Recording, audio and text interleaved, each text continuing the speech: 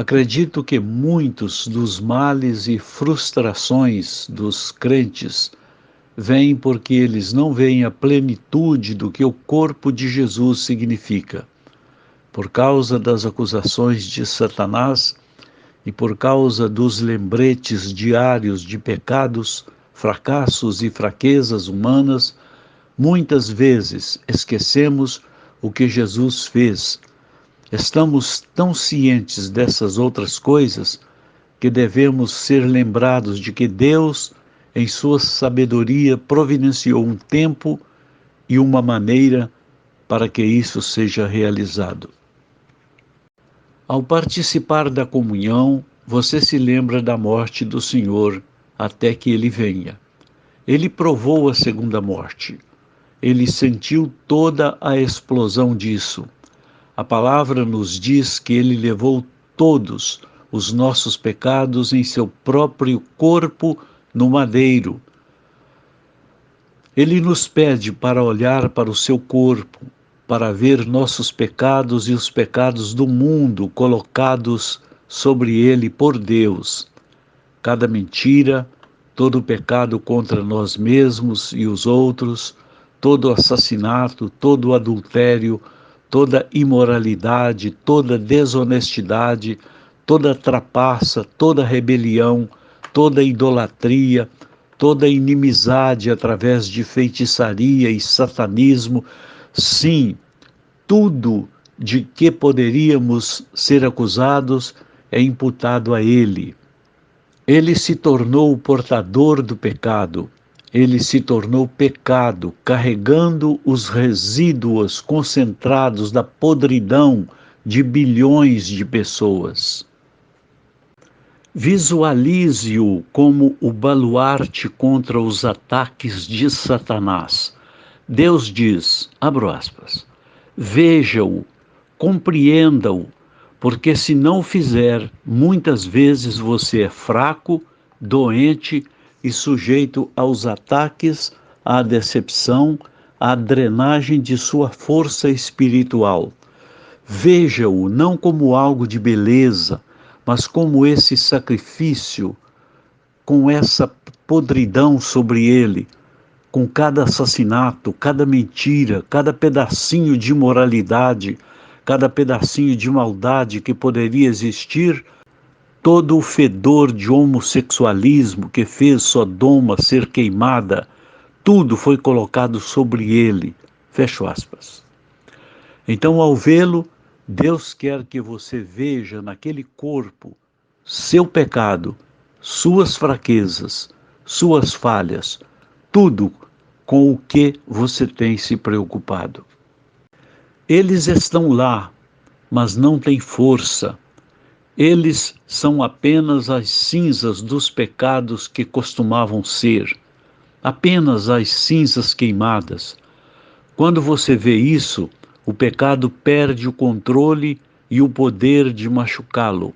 Seus pecados não são nada além de cinzas, porque o golpe ardente da ira e julgamento de Deus caiu sobre aquele corpo, com todos os pecados lançados sobre ele e toda a bondade de Deus derramada em nós, podemos estar diante de Deus, sabendo que o pecado perdeu seu poder sobre nós. Então podemos seguir o sangue como Jesus, nosso sumo sacerdote, o leva à presença de Deus por nós e cobre, destrói e apaga totalmente todos os pecados. Isto é exatamente o que o sangue dele fez quando nos cobriu. Ele apagou todos os registros contra nós para que o plano de Deus para nós pudesse ser completo. Esse plano é nos restaurar ao lugar de total inocência e comunhão com Deus, que Adão e Eva desfrutavam no jardim antes que o pecado viesse. Em Hebreus 10:5, Jesus está falando sobre a obra que Deus lhe deu para fazer, a obra de se tornar um sacrifício pelo pecado. E ele disse, um corpo tu me preparaste. Um pouco mais abaixo, no versículo 20, ele disse que agora podemos entrar naquele lugar de comunhão íntima por meio de sua carne. Gabriel me lembrou que o tabernáculo tinha que ser exatamente como Deus instruiu e os sacrifícios deveriam ser realizados em todos os detalhes, porque representavam o plano de redenção de Deus para toda a humanidade. Este plano era uma imagem de Jesus e seu sacrifício. Ele me explicou algumas verdades interessantes que tornaram o sacrifício de Jesus ainda mais significativo. Um altar de bronze era a primeira coisa dentro do tabernáculo, e nesse altar os sacrifícios deveriam ser feitos. As ofertas deveriam ser queimadas até as cinzas, e as cinzas eram então aspergidas sobre os indivíduos que deveriam ser aceitos por Deus. Todos os pecados de Israel foram colocados no sacrifício. Então, o sacrifício sendo feito pecado, sentiu o calor abrasador, de modo que, quando Israel veio a ser aceito e as cinzas foram aspergidas junto com o sangue, Deus estava dizendo a Israel, abro aspas, você me deu os seus pecados, eu os devolvo para você agora e deixo você ver as cascas vazias, as cinzas de algo que perdeu seu poder e sua vida. É reduzido a nada porque o fogo do julgamento foi desviado para um substituto e seus pecados que estavam lá no corpo daquele substituto foram destruídos. Fecho aspas. Gabriel começou com Hebreus 9, 13 e 14, enquanto me falava mais sobre o sacrifício e seu significado. Abro aspas. Porque se o sangue de touros e de bodes e a cinza de uma novilha espargida sobre os imundos santificam para a purificação da carne, quanto mais o sangue de Cristo, que pelo Espírito eterno se ofereceu a si mesmo, sem mácula a Deus, purificará a sua consciência de obras mortas para servir ao Deus vivo. Fecho aspas.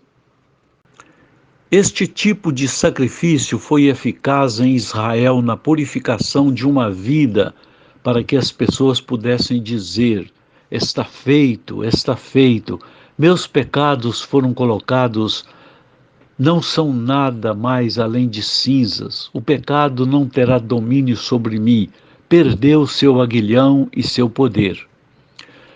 Se eles obtiveram a liberdade por um ano inteiro por meio de sacrifícios de animais, quanto mais o sangue de Cristo e seu sacrifício purificarão e removerão permanentemente o pecado de nossas mentes, consciências e emoções.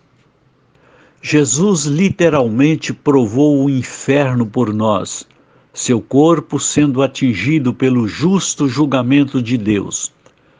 Quando o inimigo vem em nosso caminho, podemos dizer, abro aspas, esses pecados com os quais você está tentando me assombrar não passam de cinzas queimadas, e o poder do pecado foi cancelado. Fecho aspas. Podemos com alegria dizer, sua ira foi desviada de mim para Jesus, e meus pecados foram julgados quando ele foi julgado.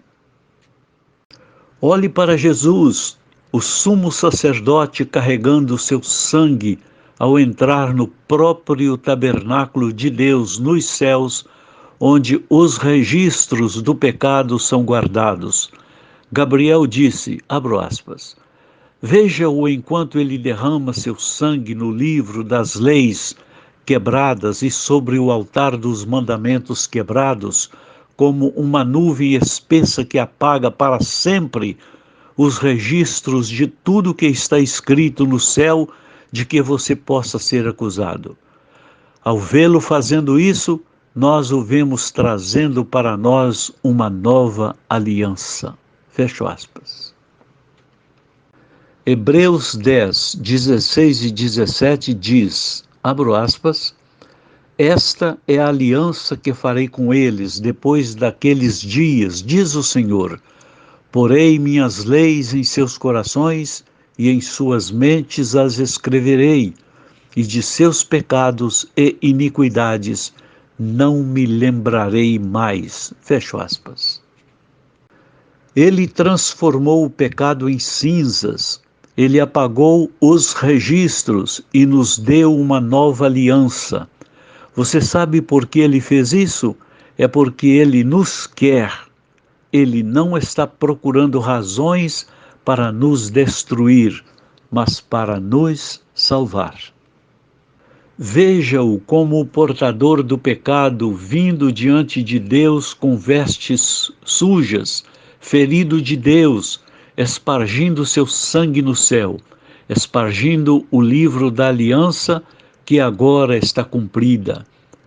Todos os possíveis fracassos do homem são cobertos pelo sangue que fala com Deus e diz: já está feito.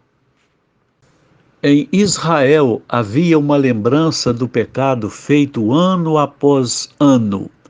O homem era perdoado, mas o pecado era lembrado. Meu coração ficou tão agitado quando Gabriel falou comigo com um tom tão autoritário e disse, abro aspas, quando Jesus veio, a necessidade de perdão foi removida, porque o perdão lembra a Deus do pecado que já foi perdoado. Ele removeu completamente os registros de mancha e culpa. O sangue de Jesus fala e diz, justificado, restaurado a um lugar de total inocência por causa de Cristo. Voltemos ao lugar que ocupávamos antes que o pecado entrasse no mundo. Fecho aspas. No Antigo Testamento, o perdão vinha por causa da fé no sacrifício. Mas Gabriel disse que quando Jesus veio, ele foi o sacrifício que tirou todos os pecados. Abro aspas. Por esta razão, você não é perdoado aos olhos de Deus. Desde que Jesus fez o sacrifício, nenhuma pessoa foi perdoada. Deus não quer que esses pecados sejam lembrados como eles eram lembrados anteriormente, ano após ano. Mas ele nos diz agora que eles nunca devem ser lembrados novamente. Fecho aspas. Gabriel disse, abro aspas, é por isso que nunca encontraremos a mensagem de perdão no Novo Testamento. Não há necessidade de perdão. Foi feito. Fecho aspas. Uma palavra explicativa minha, pastor Joel, a respeito desta última afirmação, quando diz que não encontraremos a mensagem de perdão no Novo Testamento. Não há necessidade de perdão. Isto é uma referência àquele tipo de perdão que era feito anualmente, porque um animal era sacrificado, todo ano os animais eram sacrificados e o povo tinha um período de liberdade condicional, se é assim que podemos afirmar, porque no próximo ano o sumo sacerdote tinha que sacrificar novos animais para perdoar o povo. Agora, nós podemos saber que devemos ter ousadia para entrar no santuário pelo sangue de Jesus, porque nossos pecados foram pagos, todos eles. É claro que o Novo Testamento fala que nós devemos pedir perdão a Deus, pedir perdão aos irmãos, mas não nesse sentido de que a nossa culpa não foi paga. Tudo foi perdoado. Jesus levou nossos pecados sobre ele. Bendito seja Deus. A paz do Senhor para todos. Eu sou a irmã Clélia Barros e moro nesse país tropical chamado Brasil. Não percam o próximo capítulo de Anjos em Missão.